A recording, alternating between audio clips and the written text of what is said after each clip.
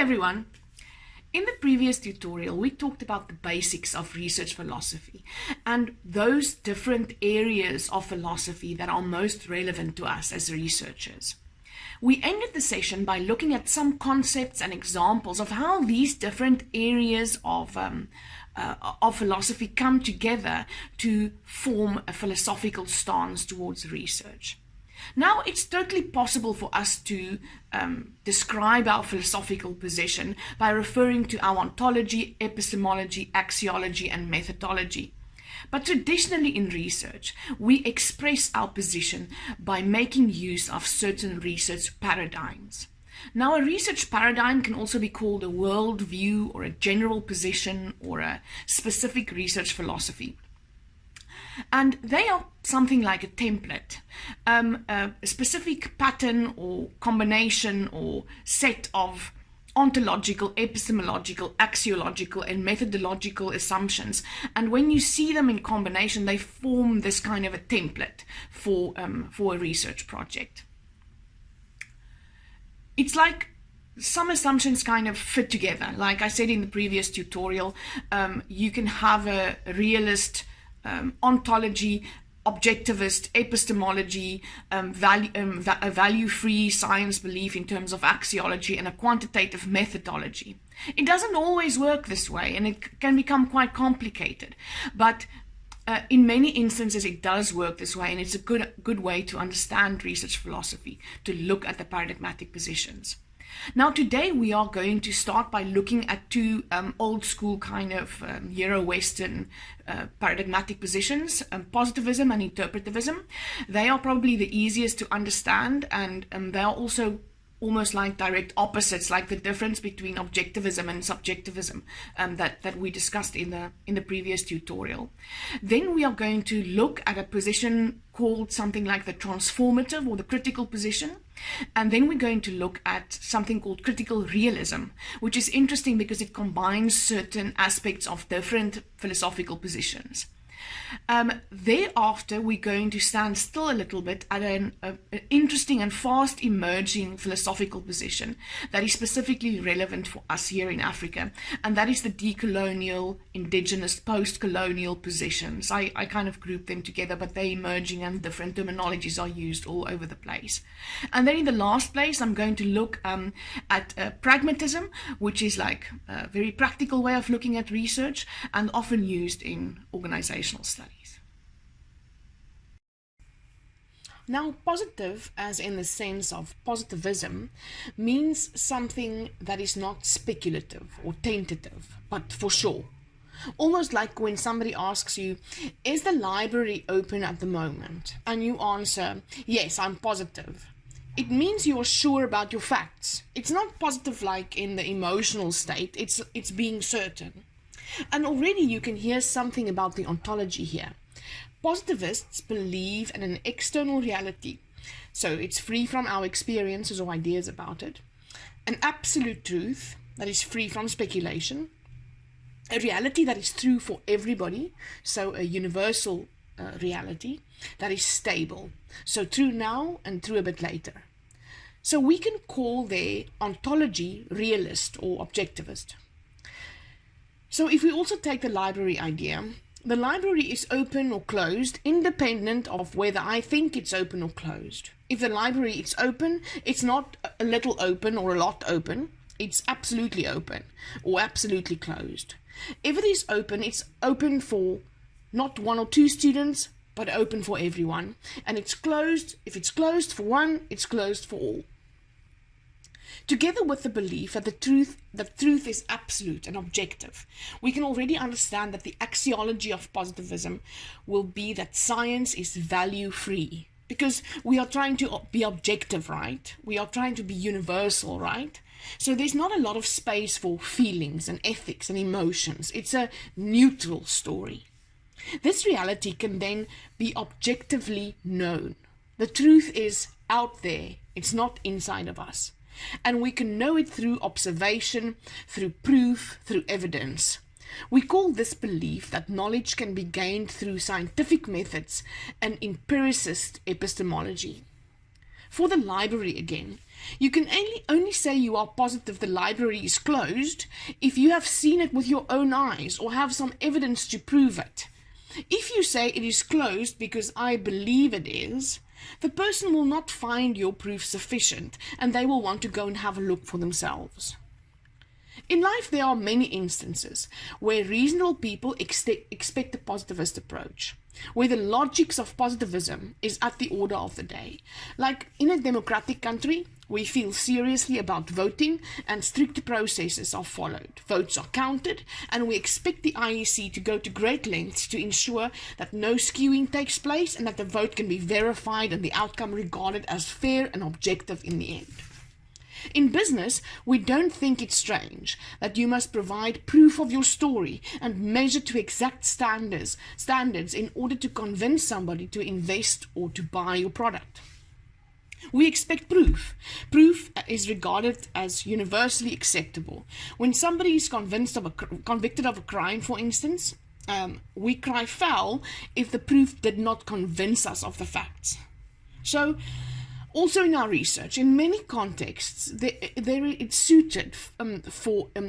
suitable for empiricism.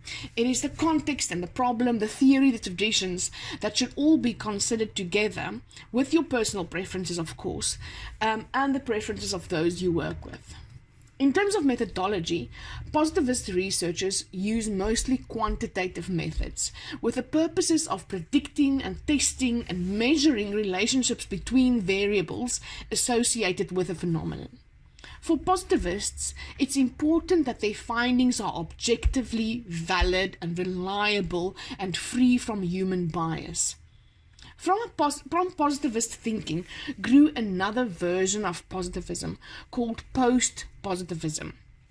Post-positivism also believe in an objective and external reality, but they see the limitations of the researcher and other influences in the research process, so they believe that absolute and objective knowledge cannot really be achieved, but that we could still strive for it.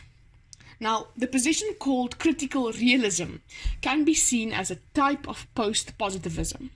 Most social science researchers have a post-positivist or critical realist view rather than a pure classical positivist view. Social sciences work with behaviors and attitudes and opinions, and even in quantitative studies, it becomes very difficult to be a pure positivist. So we will talk a bit more about critical realism in a while, but just so you know that pure positivism is a rare thing in the social sciences. Then, almost in direct opposition to positivism is interpretivism. Basically, interpretivists believe that reality is created by humans and resides in our subjective experiences. So reality is not universal, but it's unique among people. It's not external, but it's internal to people. Not objective, but subjective. Not one size fits all, but as many realities as we are people. This is like somebody asking you, what is love? The answer will be different for every person you ask, and there's no single one way to understand love. Can you see from this ontology how the axiology already emerges? Many people, many subjective realities, that implies that individual values, individual morals are at play when reality is created. So researchers value the fact that people are humans, and we call the research empathetic, as researchers recognize emotion and personal value systems and also have their own personal value systems as they conduct the research. Also very easy to understand then that researchers will see themselves as humans just as they view others as humans, and therefore believe that knowledge is interpreted, so it's not absolute, and that we know by understanding or by trying to understand, and that knowledge lies in the perceptions and of those who hold the knowledge. If we take the love example again, human values will greatly influence the way each person sees love, and the emotions and feelings of both the one who is asking the question and the one who's giving the answer will feature in the report on what is love. Some scholars differentiate between an interpretivist paradigm and a constructionist paradigm. These two share most of the underlying assumptions, but constructivist beliefs are more focused on how meaning is shared and negotiated, and how reality or aspects of reality is hidden and revealed. So it's a little bit more political and suspicious when compared to the intention of pure interpretivism, that understanding in an empathic kind of way. Constructionism, therefore, is in also some ways similar to transformative and critical approaches to research, and favored in specific areas of social research. If we see love in a constructionist kind of way, we would say that what love is made up between people in society.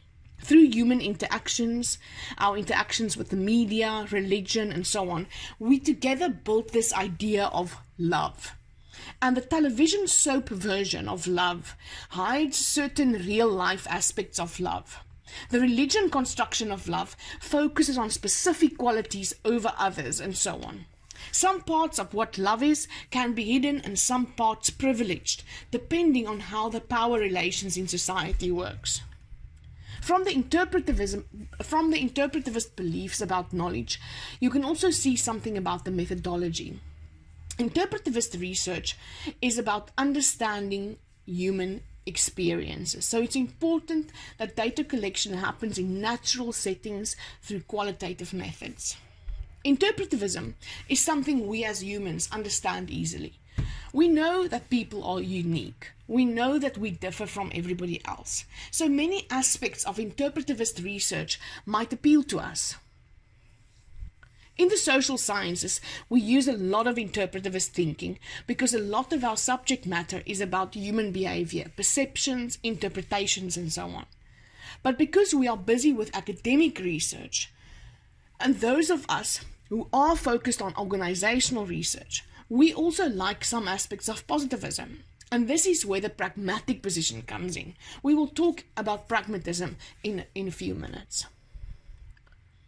Next up is a transformative or critical position. A transformative paradigmatic position that is for research that's specifically out to transform the world, to change society, in other words. It's almost activist in nature.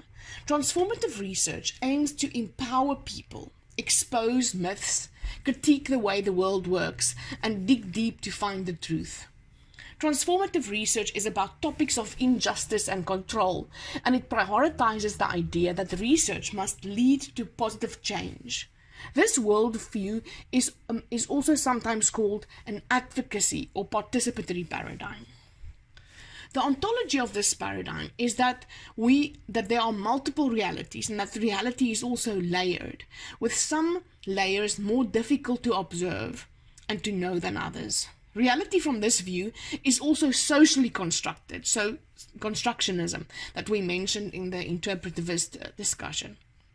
And that reality is also seated in issues of human rights and justice, privilege and power in society.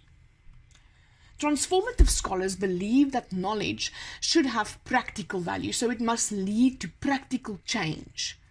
Linking to the belief that some parts of reality is hidden, transformative scholars believe that knowledge is about uncovering the hidden parts that we cannot know from the outside, but must know from the participant's point of view. From this, we can see that the axiology of transformative research lies in the belief that freedom from domination, human rights, social justice, and so on should be valued, and therefore research is in effect a moral and political and ethical activity. For example, if you believe that men rule the world unfairly and that organizational experiences of women have been marginalized by positivistic and interpretivistic research in the past, you might take a transformative stance when you study the experiences of female employees in a specific organization. The idea is to transform the workplace, to be more inclusive, and to transform the research scene by bringing in more female voices. Transformative research is the way that it seeks for justice and human rights, and it draws on many methods, both qualitative and quantitative. It's usually important for transformative researchers to specifically include participants in decisions on the study, as it's important for that research to include participants' perceptions and to protect the rights of participants and so on. As I said earlier, the position of post-positivism and critical realism are seen by some as pretty much the same thing, and by others it's seen that critical realism is the ontological belief of post-positivism. In the latter view, a naive or direct realist ontology is associated with positivism, and a critical realist ontology with post-positivism. But what does this mean? If realism is there is an external reality, you see is what you get, kind of thinking, then critical realism is there is an external reality, but you can only see manifestations of that reality. The critical realist position is about explaining or understanding observable events, that what can be seen, observable events and phenomena in terms of those unobservable forces and structures that shape the observable level. Besides drawing on aspects of positivism, critical realism also draws on aspects we normally associate with transformative or critical research. So, it is realist in the sense that the critical realist researcher assumes an independent and external reality, and critical in the sense that a critical realist researcher must examine observable reality critically, not naively believe that what you observe is equal to what reality is. Critical realism, therefore, is associated with the ontological belief that reality is stratified or layered, with the surface level, that part that can be seen and experienced, and then a deep layer of understanding the causal structures and relations that generate the more surface layers. If we take our previous example again, workplace experiences of female employees. Just like the transformative or critical position, critical realism sees reality as layered, where some aspects are hidden and some are not. But critical realism puts emphasis on the idea that the reality of women's experiences cannot be known by only interpreting their experiences, but it must also include the historical, political, and cultural stuff that those experiences are shaped by. In the case of women's experiences, the deeper layers can be uncovered by looking towards the cultural beliefs and practices of the societies those women come from. It can also be uncovered by looking at the political history of the country or the industry. For instance, like the mining industry, women has had a very limited space in organizations in the past. So there's kind of a political history, but it's industry related. And you have to look at those deeper historical things to see why women experience workplaces as they do. In terms of epistemology, a critical realist position is that the reality can only be known in part and can be known imperfectly. And we must strive for objectivity, although we know that it won't be entirely possible to be objective. A critical realist also sees the phenomenon and the researcher as separate, but believe that the researcher's topic and the theories, the hypotheses, and the personal background and beliefs of a researcher will influence the process. And reality, however independent it might be, will be interpreted through the social conditioning and through theory and through everybody's ideas, so it's not easy to uncover. And it's in this view, researchers cannot really trust their own senses and their own experiences.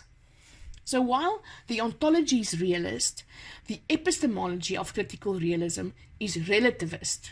So knowledge is not absolute, but relative to social, cultural, and political historical contexts, and therefore also subject to change. In the case of understanding women's workplace experiences, the researcher might be from a different cultural group or have different political beliefs, and that will influence how he or she interprets the data from interviews with women participants of the study.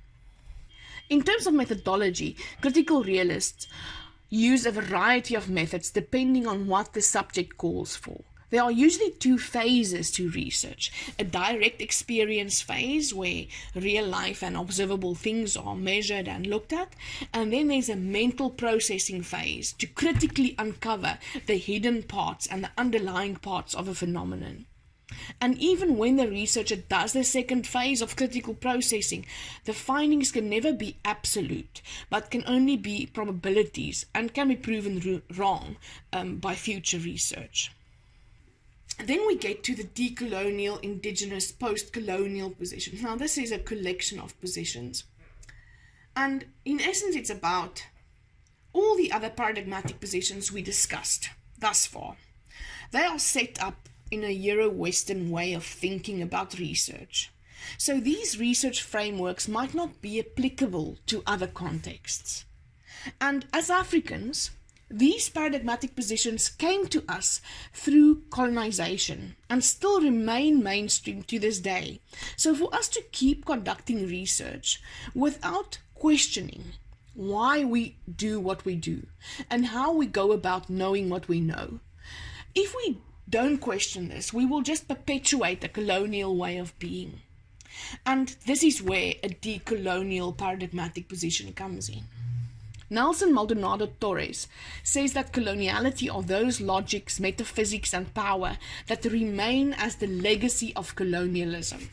That makes decoloniality those efforts to counter this, to rehumanize the world, to break the hierarchies of difference between communities. It's the production of counter discourses, counter knowledges, and counter creative acts and counter practices that seek to dismantle the colonial legacy and to open up multiple other forms of being and knowing. If we think like this when we do research, we can see that our ontology is, much like interpretivism, that one recognizes multiple realities that are constructed by us. But decol scholars say that the way reality is seen in all other positions exclude some aspects of reality that are part of life in many African cultural settings. This is that reality could also include beings that are not human beings, where many Euro-Western setups are human exclusive. But that there are also other beings, especially non-living and spirit world beings, and the dead and those yet to be born. And so reality is not only a human reality, as it is believed in Euro-Western secular research contexts. Decolonialism specifically also says that the ways in which we see reality has been distorted by Western powers, as we have for so long been subjected to Western ways of seeing. For instance, many conceptions about reality and about social phenomena is set against the background of individualism. And individualism might be the default way of life in Western contexts, but not in many other contexts around the world. It's maybe not that. And a decol position often expresses ontological beliefs as being communal, relational, or collective.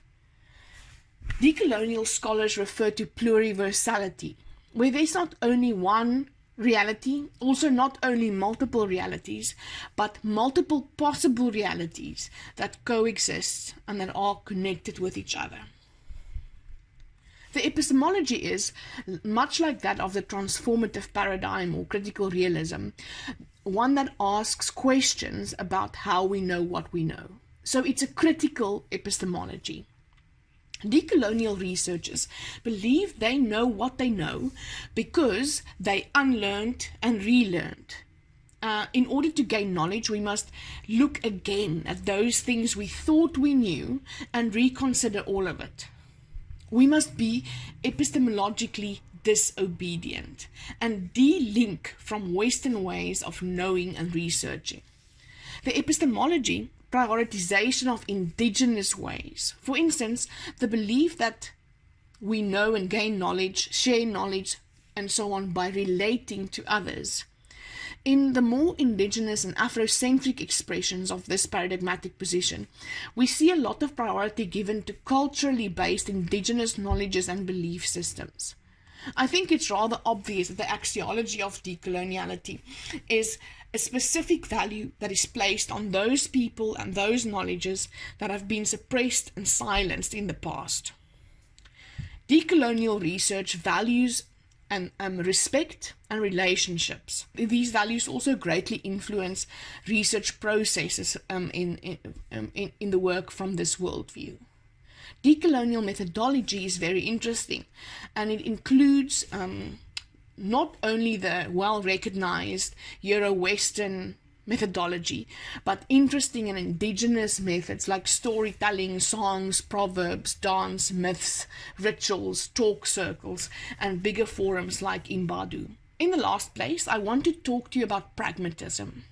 Pragmatism is weird because it doesn't really fit the pattern of other positions, but actually says that the differentiations between objectivism and subjectivism is not really that important. Pragmatism are about practicalities. They are more about action, situations, consequences, and less about fixed ideas of reality, knowledge, values, and methods. Pragmatists are therefore not committed to a specific belief about reality, so we can say that they have a non-committal ontology. For a pragmatist, research starts with a problem that needs solving, and reality matters only insofar as it matters for the specific research project or in the specific moment. And pragmatists, in principle, can accept a realist or a relativist or a constructivist ontology, but would argue against the separation of these ontologies in principle. In the same way, pragmatists feel like truth and knowledge is whatever is meaningful and whatever works at the time and for a specific situation. The objective of research should lead the researcher to which types of knowledges can serve the practical realities of the study. And knowledge is valued for allowing the research project to be successful. Because of this, whatever works for the moment stance, pragmatists mix methods. They combine methods and approaches from various worldviews. Pragmatists value the functionality of research and feel that research should be about the real world. So, research should predict and action and solve problems, real world problems, rather than describing, representing, mirroring, and analyzing without a practical side to it. For organizational communication research, pragmatism is oftentimes a very good option for applied research because of the strong links between thought and action, the relationship between the research and the context in which it's happening. It's a position that we often take as organizational communication researchers. When you decide on a position for your research, you must take into consideration a multitude of factors. It's your personal beliefs, what's happening in your discipline, if you're doing research for an organization, what they want, if you're working with other people, other researchers, how they do things, what your supervisor wants, what your lecturers want, what's happening in your field, what's accepted procedures at your university, what's your framing theory. So many different things need to be considered. But the only thing that is really important is you can think of many things or decide not to consider certain things, but you cannot go without at least thinking through your philosophical stance towards research. Now, in the next tutorial, we will continue the conversation by looking at different topics in organizational studies and how we get from a topic or an everyday problem to a research problem. I hope you enjoy your reading until we talk again. Bye-bye.